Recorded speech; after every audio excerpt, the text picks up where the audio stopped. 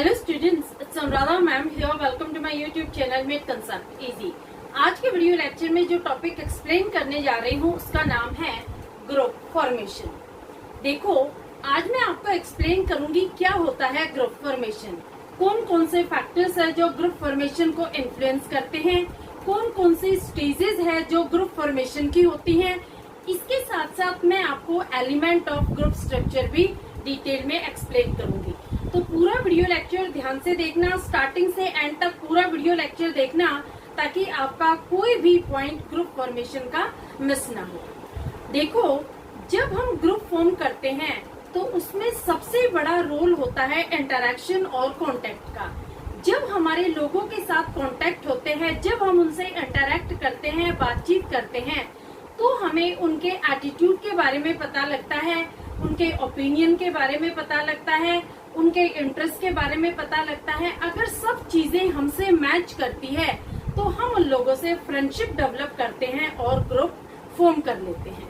देखो, कभी भी ग्रुप फॉर्मेशन टेक प्लेस नहीं करता जिन लोगों से हमारे अपोजिट ओपिनियन होते हैं, हमारे इंटरेस्ट मैच नहीं करते हैं, हमारे एटीट्यूड डिफरेंट होते हैं, तो वहाँ कभी भी ग्रुप नहीं बन सकते हैं।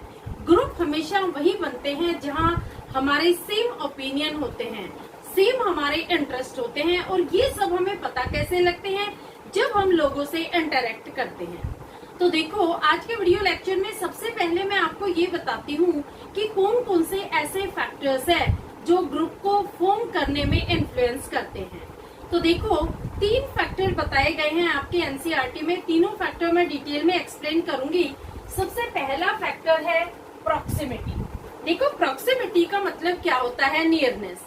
जो लोग यूजुअली आपके आसपास रहते हैं, आपकी ही कॉलोनी में रहते हैं, आपके बस में ट्रेवल करते हैं, आपके साथ ही प्लेग्राउंड में खेलते हैं, उन लोगों के साथ फ्रेंडशिप डेवलप होने के ज्यादा चांसेस होते हैं, क्योंकि आप उनसे बार बार मिलते हैं और इंटरेक्ट करते हैं, बातचीत करते हैं।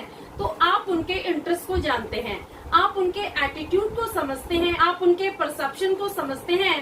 अगर सब चीजें आपसे मैच करती हैं तो यहाँ फ्रेंडशिप डेवलप होने के ज्यादा चांसेस होते हैं। तो देखो, प्रॉक्सिमिटी में आप कैसे डिफाइन करेंगे? It refers to nearness if people are physically closer to each other, they have more chances to meet and know interest, attitude and background. देखो, प्रॉक्सिमिटी का मतलब होता है nearness. If people are physically closer to each other, इसका मतलब क्या हुआ कि आप दोनों एक ही कॉलोनी में रहते हैं, तो they have more chances to meet. तो आप जब बार बार एक दूसरे से मिलेंगे, एक दूसरे से इंटरेक्ट करेंगे, तो आपको ज्यादा चांसेस मिलते हैं एक दूसरे के इंटरेस्ट को जानने में, एक दूसरे के एटीट्यूड को समझने में। और तीसरा पॉइंट बैकग्राउंड भी आता है। देखो, अगर आप सेम बैकग्राउंड से बिलोंग करते हैं, दोनों एक ही नेटिव प्लेस से बिलोंग करते हैं, तो वहाँ भी बहुत ज्यादा चांसेस होते हैं फ्रेंडशिप डेवलप होने के। सपोज आप भी हरियाणा से बिलोंग करते हैं और सामने वाला पर्सन भी हरियाणा से बिलोंग करता है और सेम डिस्ट्रिक्ट से आप दोनों बिलोंग करते हैं, तो वहाँ चांसेस ज्यादा डेवलप हो जाते हैं फ्रेंडशिप के और आप ग्रुप फॉर्म कर लेते हैं। तो देखो, इसमें आप एग्जाम्पल दे देना, colony friends, school bus friends. जो लोग एक कॉलोनी में रहते हैं, एक ही बस से यूजुअली ट्रेवल करते हैं, एक ही प्लेग्राउंड में खेलते हैं, तो वहाँ ज्यादा चांसेस होते हैं फ्रेंडशिप डेवलप होने के और ग्रुप फॉर्म होने के। दूसरा पॉइंट आता है सिमिलैरिटी। देखो, सिमिलैरिटी में क्या होता है कि जब सामने वाले के ओपिनियन, सामने वाले का इंटरेस्ट आपसे मैच करता है, आपके जैसा ही उसका पॉइंट ऑफ व्यू है, तो वहाँ सिमिलर नेचर होने की वजह से आप दोनों में ग्रुप फॉर्मेशन हो जाता है। देखो, फॉर एग्जाम्पल, आपको फुटबॉल प्लेइंग बहुत पसंद है और सामने वाले पर्सन को भी फुटबॉल प्लेइंग बहुत पसंद है, तो यहाँ पर क्या है कि आपका इंटरेस्ट एक दूसरे से मैच कर रहा है, तो यहाँ पर क्या होगा, आप दोनों में फ्रेंडशिप डेवलप हो जाएगी और बहुत जल्दी ग्रुप बन जाएगा। दूसरा एग्जाम्पल देती हूँ ओपिनियन का।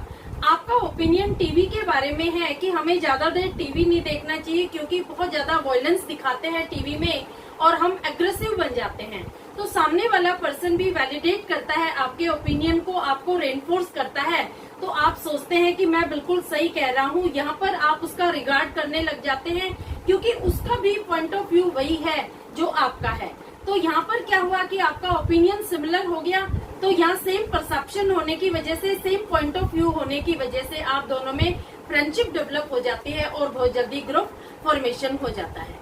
तो आप कैसे लिखेंगे सिमिलैरिटी में, we like people who are similar to us, they reinforce and validate our opinion and values. देखो, जो लोग बिल्कुल हमारी तरह होते हैं, who are similar to us, बिल्कुल हमारे जैसा ही उनका नेचर होता है, उनकी लाइकिंग होती है, उनका इंटरेस्ट होता है, उन लोगों को हम बहुत ज्यादा पसंद करते हैं।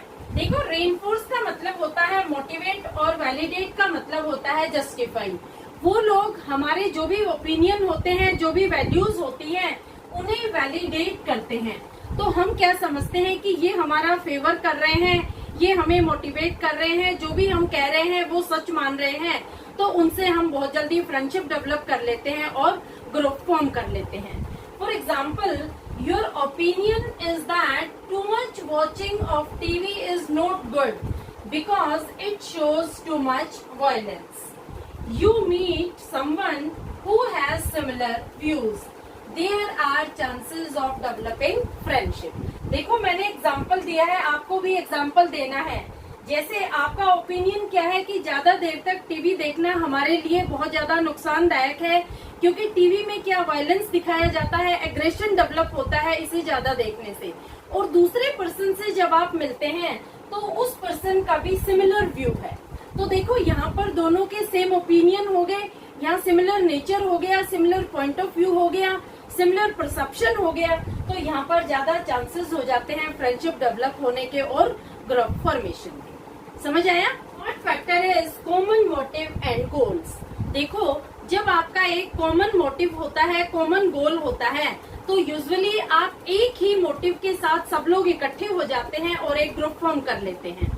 जैसे आपका मोटिव क्या है कि 12th क्लास में आपको अच्छे ग्रेड्स अचीव करने हैं, तो आपने अपना एक ग्रुप फॉर्म कर लिया, आपने टीचर को भी अपने ग्रुप में इंक्लूड कर लिया, उस ग्रुप में आप इफेक्टिवली वर्क करते हैं, टीचर से अपनी क्वेरी सॉर्ट आउट करवाते हैं, आप हार्डवर्क कर रहे हैं, कंसंट्रेट करके आप पढ़ाई करते हैं। तो यहाँ पर क्या है, आप सबका एक कॉमन ऑब्जेक्टिव है, कॉमन गोल है कि हमें 12th क्लास में अच्छे ग्रेड्स अचीव करने हैं। तो देखो, जब कॉमन ऑब्जेक्टिव होता है, सिमिलर गोल होता है, तो सब लोग एक ग्रुप फॉर्म कर लेते हैं और डिजायर्ड ऑब्जेक्टिव को अचीव करने के लिए सब इफेक्टिवली वर्क करते हैं। तो आप कैसे डिफाइन करेंगे, when people have common goal they get together and form a group. इसका मतलब यही हुआ कि जब लोगों का एक ही ऑब्जेक्टिव होता है, एक ही गोल होता है, तो वो सब इकट्ठे हो जाते हैं और एक ग्रुप बना लेते हैं। देखो, मैंने इसमें एक एग्जाम्पल दिया है, you want to teach children in slum area, you can not do it alone, so you form a group of like minded friends and start teaching slum children. देखो, इस एग्जाम्पल का मतलब क्या हुआ, आपका इंटरेस्ट है स्लम चिल्ड्रन को पढ़ाने में, आप स्लम में रहने वाले उन बच्चों को पढ़ाना चाहते हो जो स्कूल नहीं जा सकते, लेकिन आप इस काम को अकेले नहीं कर सकते हो, क्योंकि आपको अपनी पढ़ाई पर कंसंट्रेट करना है, आपको अपना होमवर्क भी करना है। तो आप क्या करते हो, आप लाइक माइंडेड फ्रेंड्स को लेते हो। लाइक माइंडेड फ्रेंड्स का मतलब क्या हुआ कि जो आपके फ्रेंड्स स्लम चिल्ड्रन को पढ़ाना चाहते हैं, उन सबको आप इकट्ठा कर लेते हो, यानी आप सब मिलकर एक ग्रुप फॉर्म कर लेते हो और स्लम चिल्ड्रन को पढ़ाना शुरू कर देते हो। तो देखो, यहाँ पर आपका कॉमन ऑब्जेक्टिव है, जो आपके फ्रेंड्स है वो भी स्लम चिल्ड्रन को पढ़ाना चाहते हैं और आपकी भी यही इंटेंशन है कि मैं स्लम में रहने वाले बच्चों को पढ़ाऊं। तो यहाँ पर क्या हुआ, सब लोगों का सेम मोटिव होने की वजह से, सेम गोल होने की वजह से सब इकट्ठे हो जाते हैं और उन बच्चों को पढ़ाना शुरू कर देते हैं।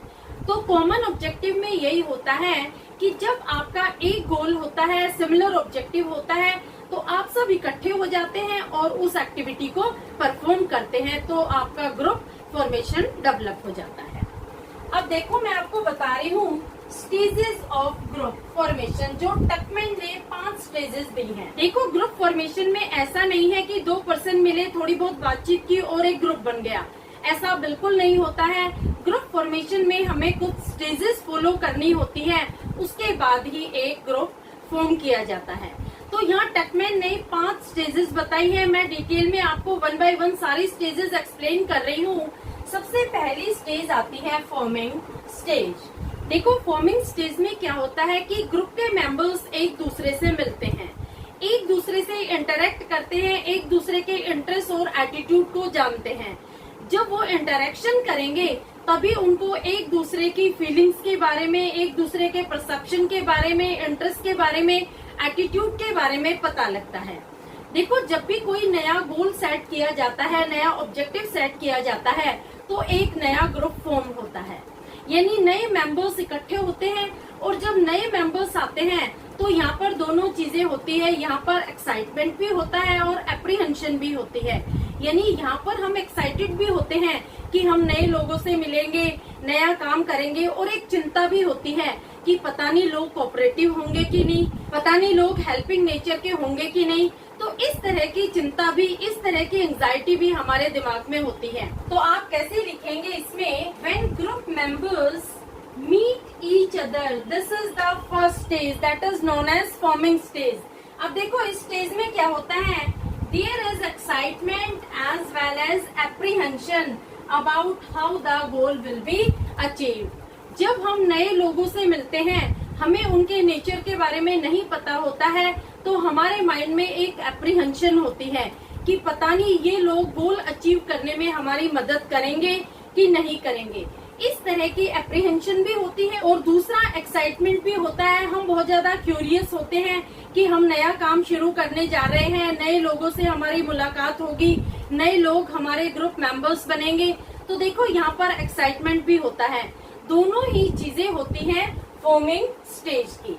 ये स्टेज होती है फर्स्ट स्टेज, जहाँ हम लोगों से मिलकर उनके एटीट्यूड के बारे में जानते हैं, उनके इंटरेस्ट के बारे में जानते हैं, उनके बैकग्राउंड के बारे में जानते हैं कि ये लोग कहाँ से बिलोंग करते हैं। अगर वो हमारे नेटिव प्लेस से बिलोंग करते होंगे तो बहुत जल्दी वहाँ पर फ्रेंडशिप डेवलप होगी। ये मैं आपको ऑलरेडी एक्सप्लेन कर चुकी हूँ जब मैंने आपको फैक्टर्स समझाए थे। अब आती है दूसरी स्टेज दैट इज स्टॉर्मिंग। देखो स्टॉर्मिंग स्टेज में क्या होता है कि इंट्रा ग्रुप कॉन्फ्लिक्ट चलते हैं। देखो जब ग्रुप में 3-4 लोग होते हैं तो हर किसी का अलग पॉइंट ऑफ व्यू होता है। जब भी कोई बात डिस्कस की जाती है तो हर पर्सन के अलग अलग ओपिनियन होंगे। हर पर्सन ये चाहेगा कि मेरे पॉइंट ऑफ व्यू को कंसिडर किया जाए, और अगर उसके पॉइंट ऑफ व्यू को नेग्लेक्ट कर दिया जाता है तो देखो वहाँ पर कॉन्फ्लिक्ट अराइज हो जाता है। तो जब ग्रुप में कॉन्फ्लिक्ट अराइज होता है तो उसे हम कहते हैं स्टॉर्मिंग स्टेज। देखो स्टॉर्मिंग स्टेज में लीडरशिप की भी हायरार्की होती है। एक ग्रुप का लीडर होता है, जैसे कैप्टन होता है टीम में, क्योंकि उसे सारी एक्टिविटीज को कंट्रोल करना होता है, सारी एक्टिविटीज को कोऑर्डिनेट करना होता है। तो लीडर का होना बहुत जरूरी है। और जब लीडर को अपॉइंट किया जाता है तो ग्रुप में कॉन्फ्लिक्ट अराइज होगा। कोई कहेगा कि नहीं ये पर्सन लीडर के लायक नहीं है, इसे हम अपॉइंट नहीं करेंगे। दूसरे का पॉइंट ऑफ व्यू होगा नहीं ये पर्सन सही है, इसे ही हम लीडर अपॉइंट करेंगे। तो देखो इस तरह से जब उनके ओपिनियन में क्लैश आएगा, टकराव आएगा, तो इसे हम कहते हैं स्टॉर्मिंग स्टेज। तो कैसे लिखेंगे आप स्टॉर्मिंग स्टेज में, it is a stage of intra group conflict, group members with different point of view can clash, who will be in control and how it is controlled। देखो ये जो stage होती है ये इंट्रा ग्रुप कॉन्फ्लिक्ट की होती है। Intra group conflict का मतलब हुआ ग्रुप के मेंबर्स में ही अंदर कॉन्फ्लिक्ट चलता है, उनके पॉइंट ऑफ व्यू एक दूसरे से क्लैश करते हैं, क्योंकि यहाँ पर जो ग्रुप मेंबर्स होते हैं उनके अलग अलग पॉइंट ऑफ व्यू होते हैं और उनमें क्लैश आते हैं। जब ग्रुप के लीडर को अपॉइंट किया जाता है, Who will be in control, यानी कौन इस ग्रुप का लीडर होगा, किसे लीडरशिप दी जाएगी, तो यहाँ पर भी कॉन्फ्लिक्ट अराइज हो जाएगा। हाउ इट इज कंट्रोल्ड, कि इस पर्सन को अगर हम कंट्रोलिंग पावर दे देते हैं, लीडरशिप दे देते हैं, तो क्या ये पर्सन कंट्रोल कर पाएगा।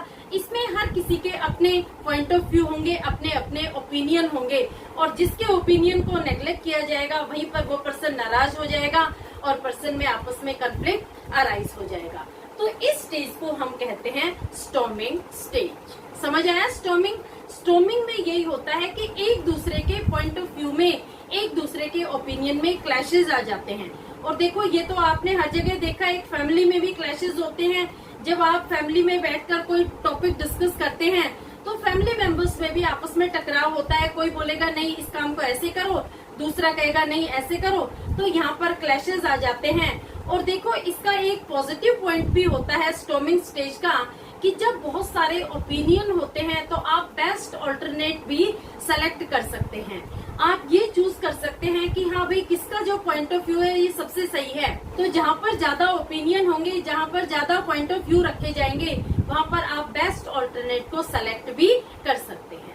तो ये होता है स्टॉर्मिंग स्टेज। तीसरी स्टेज आती है नॉर्मिंग। देखो नॉर्मिंग स्टेज में क्या होता है कि हर ग्रुप के कुछ नॉर्म्स होते हैं, कुछ अनस्पोकन रूल्स होते हैं, अनरिटन रूल्स होते हैं जिन्हें हम नॉर्म्स कहते हैं। उन नॉर्म्स के लिए हर मेंबर से ये एक्सपेक्टेड होता है कि वो कंसिस्टेंटली उन नॉर्म्स को फॉलो करेंगे। जैसे देखो ग्रुप में क्या होता है, कॉमन ऑब्जेक्टिव होता है, एक ही गोल होता है जिसके लिए सारे काम करते हैं। तो हर मेंबर से ये एक्सपेक्टेशन होती है कि कॉमन गोल को अचीव करने के लिए वो सब कलेक्टिव एफर्ट्स करेंगे, क्योंकि यहाँ पर किसी का भी कोई इंडिविजुअल गोल नहीं है। दूसरा, उस गोल को अचीव करने के लिए एक दूसरे से सब कोऑपरेट करेंगे, यहाँ पर कलेक्टिव एफर्ट्स होंगे। तो जो नॉर्म्स होते हैं वो हर पर्सन से एक्सपेक्टेड होते हैं, हर ग्रुप मेंबर से एक्सपेक्टेड होते हैं कि वो उन्हें फॉलो करेंगे और उसी से ग्रुप की एक आइडेंटिटी एस्टेब्लिश होती है। तो आप नॉर्मिंग में क्या लिखेंगे, group norms are established and group identity is developed. Group norms are established, इसका मतलब यही हुआ कि जब भी कोई ग्रुप फॉर्म होता है तो उसमें अनस्पोकन नॉर्म्स एस्टेब्लिश कर दिए जाते हैं। देखो रोजाना कोई उन रूल्स को आपको बताएगा नहीं, ये अंडरस्टूड होता है कि आपको उन रूल्स को फॉलो करना है और उसी से उस ग्रुप की एक आइडेंटिटी डेवलप हो जाती है। Next stage is performing. देखो परफॉर्मिंग स्टेज में क्या होता है कि जो भी एक्टिविटी आपको असाइन की गई है, जो भी टास्क आपको दिया गया है, अब आपको उसे परफॉर्म करना है ऑनेस्टी के साथ। यानी जो भी आपके ग्रुप का डिजायर्ड ऑब्जेक्टिव है उसे अचीव करने के लिए आपको कलेक्टिव एफर्ट्स करने हैं। क्योंकि देखो आप एक ग्रुप में काम कर रहे हैं, ग्रुप में जब आप काम करते हैं तो एक दूसरे के साथ कोऑपरेट करके काम करेंगे, एक दूसरे की हेल्प करके काम करेंगे, तभी आपका जो ऑब्जेक्टिव है, जो डिजायर्ड ऑब्जेक्टिव है वो अचीव होगा। तो क्या लिखेंगे आप परफॉर्मिंग स्टेज में, assign task is perform to achieve desired goals. यहाँ पर आपको एक्चुअल परफॉर्मेंस करना है। देखो ये जो 3 स्टेज थी, यहाँ पर तो आप क्या कर रहे थे कि सबसे पहली स्टेज में तो आप समझ रहे थे एक दूसरे के एटीट्यूड को, दूसरी स्टेज में जो भी कंफ्लिक्ट अराइज हो रहे थे उन्हें आप सॉर्ट आउट कर रहे थे, तीसरी स्टेज में जो नॉर्म्स डेवलप किए गए थे आप उन्हें कंसिस्टेंटली फॉलो कर रहे थे, और जो 4th स्टेज है उसमें आपको अपना एक्चुअल परफॉर्मेंस देना है। यानी जिस टास्क के लिए आपने ग्रुप बनाया है अब आपको वो टास्क करना है, अब आपको अपना परफॉर्मेंस दिखाना है। जैसे सपोज आपने एक टीम बनाई है, आप कोई मैच खेलने जा रहे हैं, तो यहाँ पर क्या है कि आपको एक्चुअल परफॉर्मेंस दिखाना है। जब आप टीम में खेलेंगे तो वो होगी परफॉर्मिंग स्टेज। वहाँ पर आपको अपना बेस्ट देना है, क्योंकि आपका एम है कि हमें मैच जीत के आना है। तो देखो परफॉर्मिंग स्टेज में यही होता है कि अपने डिजायर्ड ऑब्जेक्टिव को अचीव करने के लिए आपको बेस्ट परफॉर्मेंस देना होता है। और लास्ट इज एडजर्निंग। देखो एडजर्निंग में क्या होता है कि ग्रुप को डिसोल्व कर दिया जाता है, ग्रुप को डिसमिस कर दिया जाता है जब आपकी जो एक्टिविटी होती है वो खत्म हो जाती है। यानी जिस पर्पस के लिए आपने ग्रुप फॉर्म किया था, जब आपका वो पर्पस फुलफिल हो जाता है तो आप ग्रुप को एडजर्न कर देते हैं, आप ग्रुप को डिसमिस कर देते हैं। इसे बोलते हैं एडजर्निंग स्टेज। इसमें क्या लिखेंगे, the group are disbanded once the goal is achieve. जैसे ही आपका गोल अचीव हो जाता है आप ग्रुप को डिस्पोज कर देते हैं, आप ग्रुप को डिसमिस कर देते हैं, डिसबैंडेड कर देते हैं और सब एक दूसरे से सेपरेट हो जाते हैं। यही होता है एडजर्निंग स्टेज में। जैसे देखो आपने एक टीम बनाई थी, आप मैच खेलने गए थे, जब आपका मैच खत्म हो जाता है आप घर वापस आ जाते हैं, चाहे आप जीत के आओ या हार के आओ, दैट इज अनदर थिंग। लेकिन यहाँ पर आपका ऑब्जेक्टिव क्या था कि हमें मैच खेलने जाना है। अब आपका मैच खत्म हो गया तो आपका ग्रुप भी एडजर्न हो जाता है, आप सब एक दूसरे से सेपरेट हो जाते हैं। इसे बोलते हैं एडजर्न। क्लियर? अब देखो, अब मैं आपको बता रही हूँ एलिमेंट्स ऑफ ग्रुप स्ट्रक्चर। देखो जब भी ग्रुप का स्ट्रक्चर बनता है तो उसमें मेन रोल होता है इंटरेक्शन का। जब आप किसी दूसरे से इंटरेक्ट करेंगे जब आप बातचीत करेंगे, कॉन्टेक्स्ट डेवलप करेंगे, तभी आपको दूसरे पर्सन के इंटरेस्ट के बारे में, उसके ओपिनियन के बारे में, उसके एटीट्यूड के बारे में पता लगेगा और तभी ग्रुप फॉर्म होगा। तो ग्रुप स्ट्रक्चर के 4 एलिमेंट दिए गए हैं, चारों मैं आपको बता रही हूँ। पहला एलिमेंट है रोल। देखो, हर ग्रुप में हर पर्सन को एक असाइंड रोल होता है और ये एक्सपेक्टेड होता है उस पर्सन से कि वो उस रोल के अकॉर्डिंग ही बिहेव करेगा। जैसे देखो, आप फैमिली के एक मेंबर है, आपका रोल क्या है? आपका रोल है एज अ सन और एज अ डॉटर। आपको ये रोल मिला हुआ है फैमिली के ग्रुप में। तो आपसे क्या एक्सपेक्टेशन है कि आप अपने एल्डर्स की रिस्पेक्ट करेंगे, आप उनको ओबे करेंगे, आप हमेशा उनकी बात मानेंगे, कभी भी डिसोबे नहीं करेंगे, हमेशा उन्हें सपोर्ट करेंगे, उनकी हेल्प करेंगे। तो ये क्या है? ये आपके रोल से एक्सपेक्टेशन है। ऐसे ही ग्रुप में जिस पर्सन को जो रोल असाइन किया जाता है, उस पर्सन से ये एक्सपेक्टेशन होती है कि वो रोल के अकॉर्डिंग ही एक्ट करेगा। तो ये होता है फर्स्ट एलिमेंट ग्रुप स्ट्रक्चर का, जिसे हम रोल कहते हैं। तो आप कैसे लिखेंगे रोल में? Typical behaviour that a person shows in a social context, उसे हम कहते हैं रोल। जैसे एक टिपिकल बिहेवियर पर्सन दिखाता है सोशल कॉन्टेक्ट में, जैसे मैंने आपको बताया रोल ऑफ अ सन और रोल ऑफ अ डॉटर। आपको जो भी रोल मिला है, रोल ऑफ अ सन या फिर रोल ऑफ अ डॉटर, किस तरह से आप अपना बिहेवियर एग्जिबिट करते हैं सोशल कॉन्टेक्ट में, ये होता है रोल।